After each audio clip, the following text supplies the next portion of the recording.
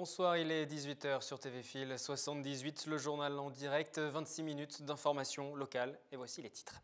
Invité de cette édition, Emmanuel Pereira, responsable pédagogique du centre d'enseignement des soins d'urgence dans les Yvelines. Il signe avec le SAMU un court-métrage pour sensibiliser à la prise en charge de l'arrêt cardiaque avec le défibrillateur automatique. Les temps d'activité périscolaire, il en est largement question depuis mardi et la rentrée. Ce soir, vous verrez concrètement comment se passe l'un de ces fameux ateliers dans la ville de Guyancourt. Et puis une institution centenaire et qui compte plus de 2000 membres, contrainte à fermer, le centre de tir national de Versailles doit quitter ses terrains situés sur une dépendance du château. Un clin d'œil pour débuter cette demi-heure. Nous sommes en pleine période des commémorations des deux principaux conflits mondiaux et deux boulangeries des Yvelines y participent à leur manière. À Versailles, rue de Montreuil, et à Achères, rue de Poissy, vous pourrez déguster le pain de 14-18, uniquement fabriqué pendant la Grande Guerre. Il est remis au goût du jour par ces deux établissements. C'est un meunier, arrière-petit-neveu d'un boulanger des troupes pendant le conflit, qui est à l'origine de cette idée. On écoute le responsable de la boutique située sur Versailles. Le pain de 14, c'est un pain qui est fabriqué avec les farines qu'on trouvait au temps de la guerre. Et c'est le meunier qui a sorti ce produit. Et nous, on le fabrique et on le cuit sur place. Qu'est-ce qu'il a de particulier en goût, alors, ce pain? Il est un peu plus plat, moins développé et un petit peu plus acide que ce qu'on trouve actuellement. Des routes embouteillées, des automobilistes qui s'agacent, une scène assez fréquente dans notre région parisienne et même quotidienne pour ceux qui empruntent le pont Schuller reliant la Verrière à Maurepas. La gare n'est reliée que par ces deux voies, mais un doublement est à l'étude pour 2016. Une réunion publique vient de se tenir avec les habitants mercredi soir. Coût total de ce projet qui a été présenté, 10 millions. Yolène Thorez et Patrick Jacques de Dixmude. Est-ce qu'on peut espérer un jour voir une étude plus grande, plus cohérente, sur un plus grand nombre de questions sur toute cette zone? Parce que le point du pont Guy Schuller et le carrefour de Malmedonne, ça n'est que le centre d'une zone beaucoup plus vaste. Il était au cœur de la réunion publique mercredi soir à la mairie de Maurepas, le pont Guy Schuller. Début 2018, ce pont qui relie Maurepas à la Verrière en enjambant la N10 sera doublé. Les nouvelles voies seront réservées au passage des bus, des piétons et des cyclistes. L'un des objectifs majeurs, désengorger ce passage souvent saturé aux heures de pointe. Ça représente une bouffée d'air parce que ça fait des années que ce projet était dans les tiroirs. Et puis grâce aussi à la volonté de la communauté d'agglomération de Saint-Quentin et puis des élus de la ville de Maurepas et de la Verrière, donc ce projet aboutit. Et donc on va pouvoir régler enfin les bouchons d'entrée de ville à Maurepas, mais aussi d'améliorer les transports en commun dans un bassin de vie qui est celui de Saint-Quentin. Pour la commune de la Verrière, ce projet s'inscrit dans un vaste projet urbain de création d'un nouveau quartier Gare-Bécane.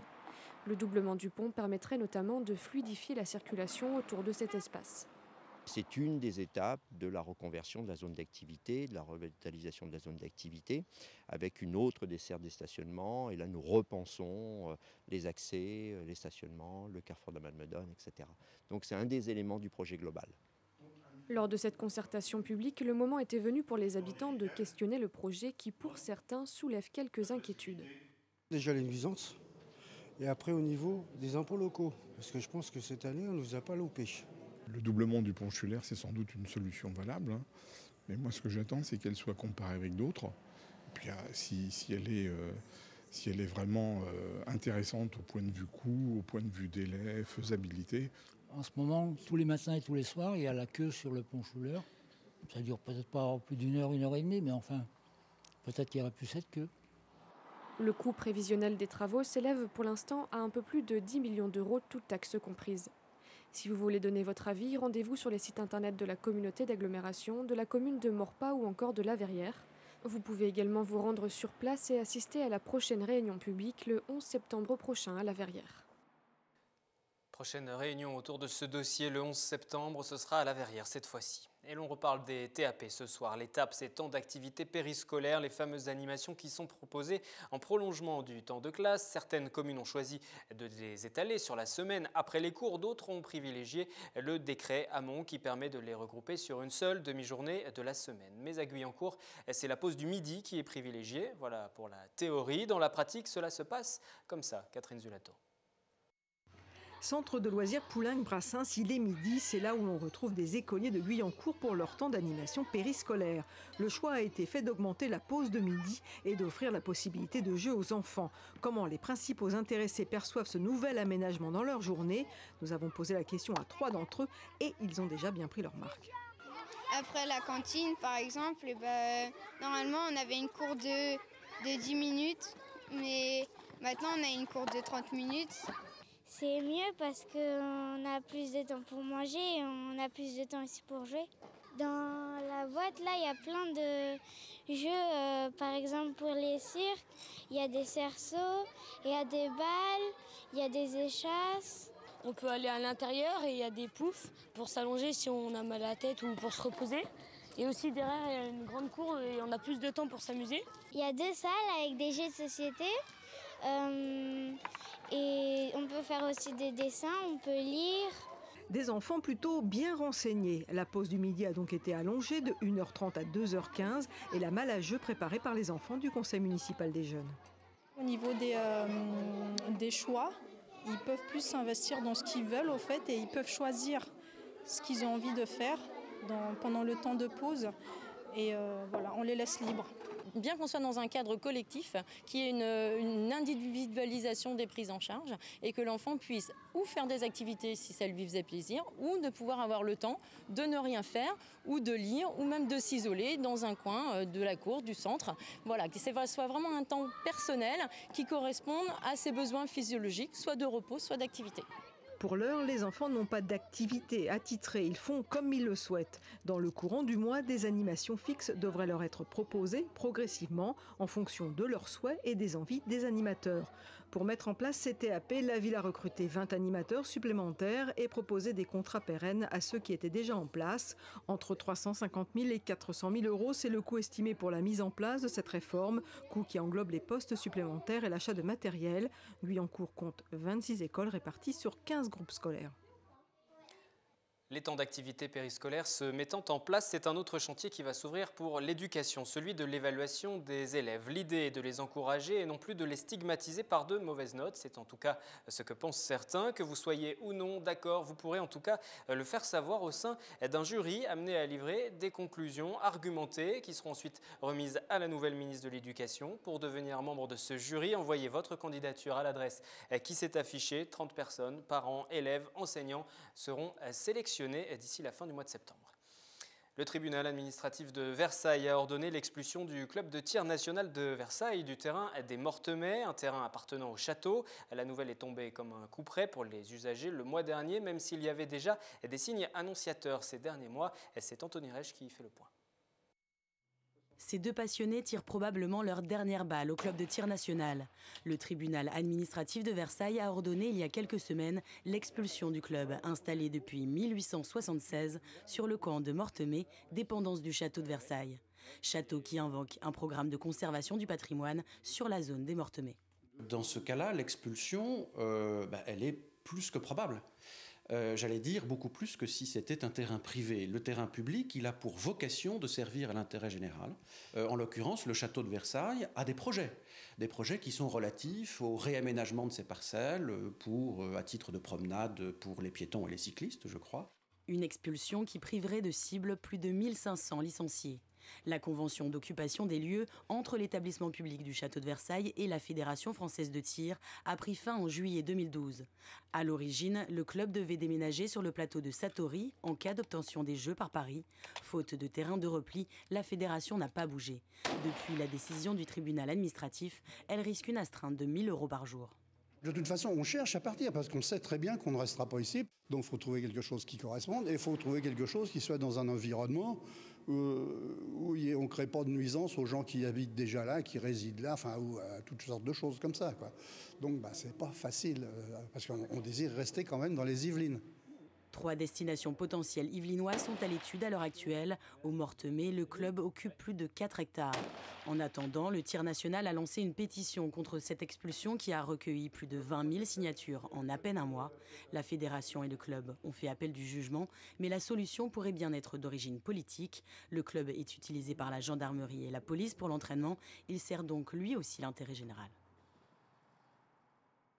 Reportage, vous l'avez entendu, d'Anthony Reich et de Claire Cambier. L'arrêt respiratoire concerne 10% des 13 000 interventions annuelles du SMUR des Yvelines. Et en attendant les secours face à une telle situation, il faut savoir réagir vite, d'où l'idée de ce court-métrage baptisé Action, visible depuis plusieurs semaines déjà sur Internet. On en parle ce soir avec Emmanuel Pereira. Bonsoir. Bonsoir. Et bienvenue en plateau pour le journal de TV Fil, responsable du Centre d'enseignement des soins d'urgence, le CESU 78, à l'origine donc avec le SAMU du département de ce fameux court-métrage dont on va voir rapidement les images d'ailleurs. On va situer peut-être l'action, le scénario, de quoi il s'agit. Ça se passe lors du tournage d'un film. Un comédien est un peu maltraité par son réalisateur et puis finalement il va se révéler comme étant un véritable leader lorsque va arriver l'arrêt cardiaque de son partenaire de jeu. Voilà, tout à fait. C'est le mauvais qui devient très bon et qui permet de sauver la vie.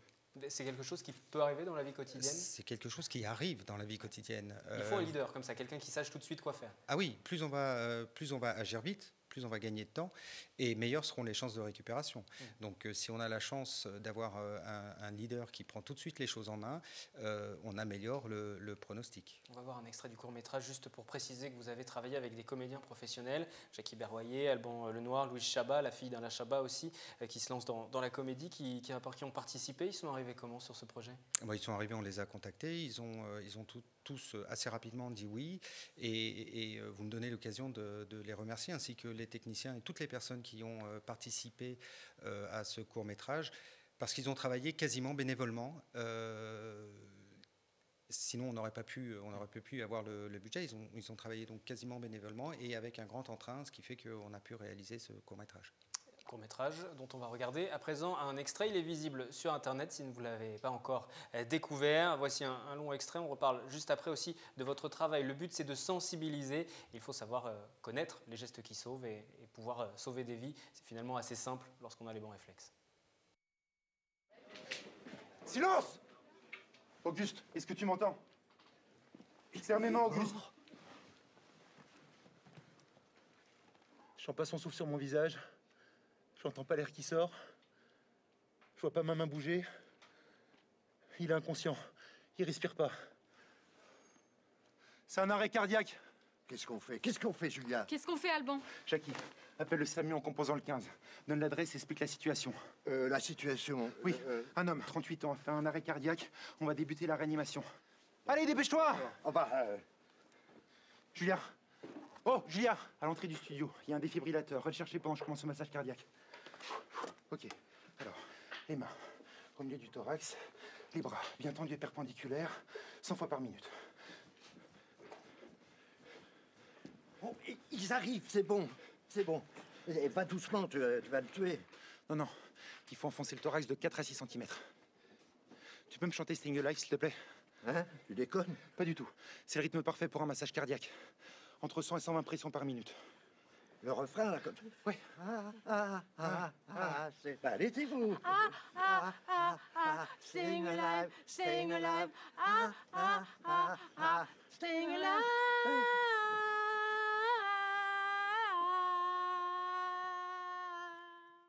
Dans ce court-métrage, il y a un ton décalé, le message est sérieux, mais vous vouliez qu'il y ait un petit peu ce décalage aussi. Oui, le but, c'était de dédramatiser un peu la situation qui parfois, voilà, on se dit l'arrêt cardiaque, c'est pour les spécialistes, c'est pour le SAMU, c'est pour les docteurs, c'est pour les sapeurs-pompiers, alors que, bon, on a essayé de dédramatiser une situation qui peut être dramatique pour pas qu'on ait ce blocage justement et avec des gestes très simples, essayer d'améliorer la prise en charge des arrêts cardiaques en France. Ce qui se dit, ce qui se fait dans le film, c'est ça qu'il faut appliquer dans la vie quotidienne. Vous les avez guidés aussi les acteurs, vous avez veillé à ce que ce soit fidèle à la réalité. Le but n'est pas de montrer n'importe quoi. Oui, bien sûr, dans la construction du scénario, on a utilisé les termes exacts que nous on réutilise en formation tous les jours et puis on a travaillé beaucoup avec Alban pour justement que les gestes soient les bons, ce qu'on voit à l'image et ce qu'on entend, c'est exactement ce qu'il faut faire. Même les Bee Gees?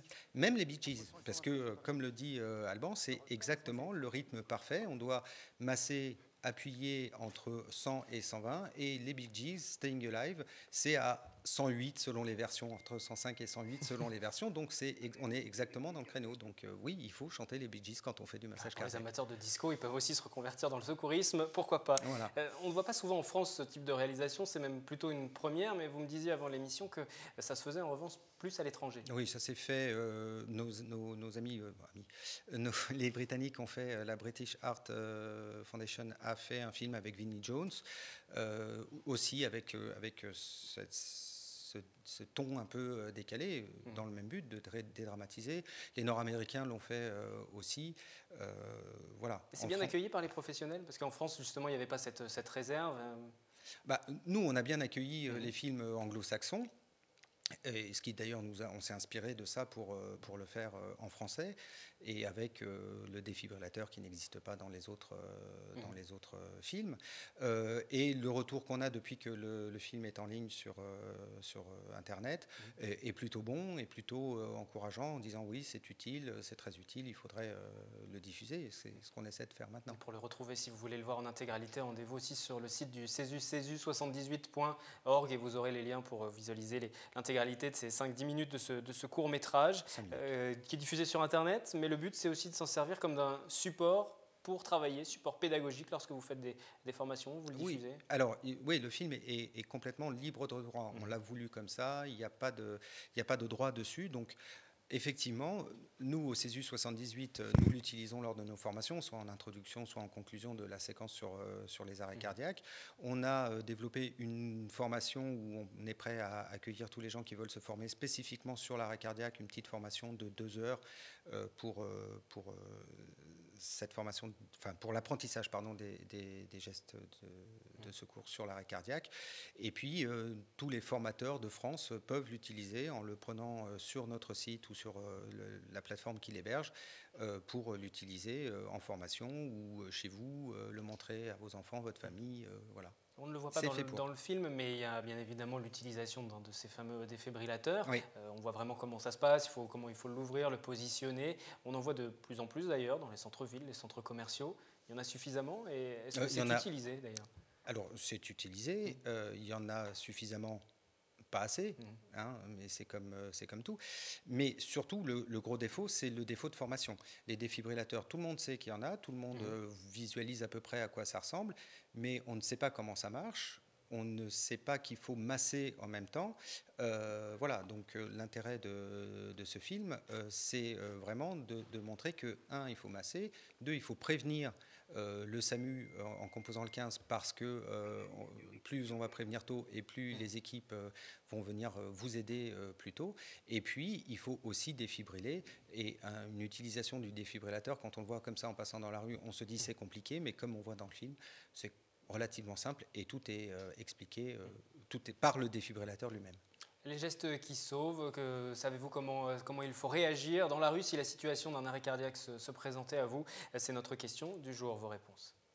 Il faut appuyer sur la poitrine le plus fort possible, dégager dégager les vêtements, couper si possible. Il faut mettre la main entre la poitrine au niveau du trou, en dessous au niveau du trou de la cage thoracique. Non, j'ai jamais appris. Il faut d'abord joindre les mains, comme ceci, les épaules droites.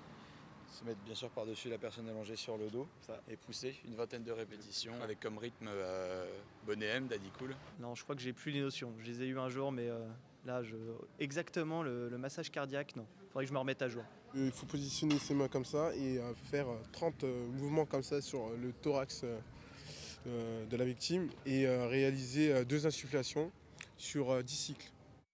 Vos réactions? Vous écoutiez, vous disiez oui, c'est... Non, mais c'est, et on le voit nous quand on fait les formations, c'est quand même des notions qui sont dans l'inconscient collectif.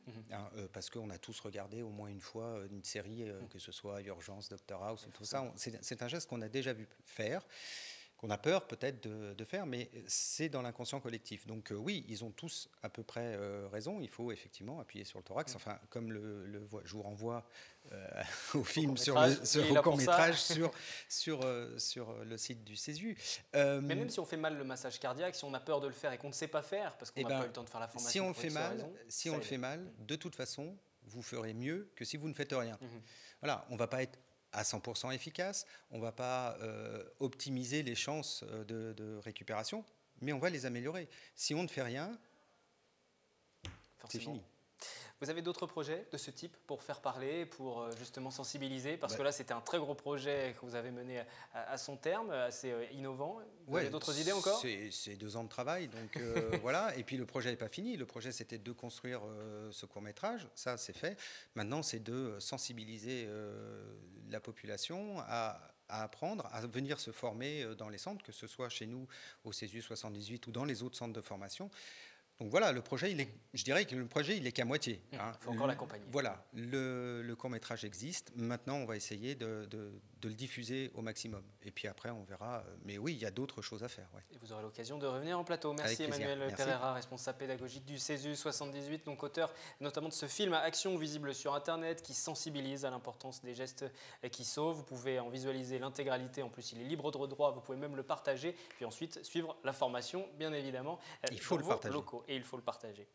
Les vacances sont maintenant bien terminées. Tout autre sujet. Pour certains, c'était même en tout cas la première fois qu'ils découvraient la mer. Sur la plage de Ouistreham, dans le Calvados, 5000 enfants de toute l'île de France, notamment des Saint-Quentinois, ont été invités, comme chaque année, par le Secours populaire. C'était le 20 août. Retour sur ce moment fort en émotion. La mer est très très grande et pleine de crabes. C'est la petite phrase que l'on a pu entendre en cette fin du mois d'août du côté de Ouistreham. 5000 enfants de l'île de France ont profité d'une journée à la mer et pour certains, c'était une première fois. Parmi ces 5000 enfants, des jeunes d'Elancourt, de Guyancourt, de Manille-les-Hameaux, de Trappes, des Clés-sous-Bois ou encore de Saint-Cyr-l'École. Danse sur la plage, concerts de djembé et de tambour ont rythmé cette journée à laquelle se sont associés plusieurs partenaires, dont l'éditeur vicinois Rue du Monde qui a remis des livres aux enfants. En 2014, plus de 35 journées de ce type ont été organisées en France par le Secours populaire. Quelques 50 000 enfants en ont profité. La journée des oubliés des vacances existe depuis 1997. Culture, nous poursuivons cette édition avec la Galerie de l'Histoire du Château de Versailles. Primée, les architectes qui ont conçu cette galerie ont reçu le prix de l'International Architecture Award 2014. La cérémonie est organisée chaque année par le Musée d'architecture et de design de Chicago, le Centre européen pour l'architecture, l'art, le design et l'urbanisme de Dublin et la société d'édition Metropolitan Art Press. 114 lauréats, 7 en France, dont celui-ci.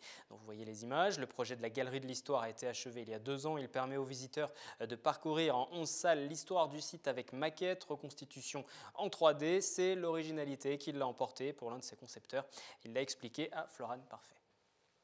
Le projet, je pense qu'il déjà il impressionne parce que c'est la première fois qu'il y a une intervention contemporaine au château de Versailles de manière pérenne, à l'intérieur des salles. Donc c'est quelque chose qui était si vous voulez, dès le départ destiné à être un événement. Cette interview de ce lauréat de ce prix. Et puis on reste au château de Versailles, toujours avec cette association, avec la maison Dior cette fois-ci. Une toile monumentale de l'artiste Pierre Delavie dissimule en ce moment les travaux de rénovation du pavillon Dufour. Sur cette toile en trompe-l'œil, des photographies, des modèles historiques et contemporains de la maison Dior. La toile restera en place jusqu'en mars 2015, date de la fin du chantier. Prochaine édition du journal, demain, même heure, comme chaque vendredi, nous reviendrons notamment sur les temps forts de cette semaine. Excellente soirée.